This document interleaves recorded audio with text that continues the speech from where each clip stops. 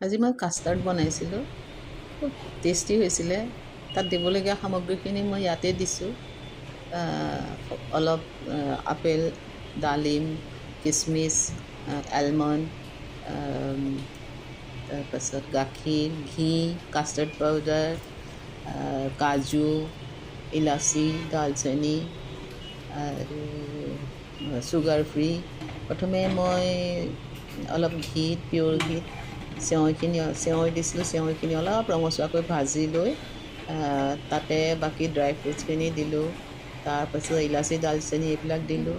দি মেলি অলপ হেৰি কৰাৰ পিছত গাখীৰ দি পেলাই এইখিনি অলপ দেৰি উতলালোঁ। উতলাই অলপ কাষ্টাৰ্ড পাউডাৰ গাখীৰৰ লগত মিলাই থৈছিলোঁ, সেইখিনি তাত ঢালি দিলোঁ। ঢালি দি অলপ উতলাৰ পাছত তাত নমাই থৈ তাত চুগাৰ ফ্ৰী দিছোঁ, কেলৈ কি আমি চেনি নাখাওঁ, গতিকে চুগাৰ ফ্ৰী দিছোঁ। তাৰপিছতে তাত কাটি থোৱা ফল মূলখিনি দি ধুনীয়াকৈ সজাই ইয়াত দিছোঁ। কেনেকুৱা ধুনীয়া লাগিছে, খাবলৈও টেষ্টি হৈছে।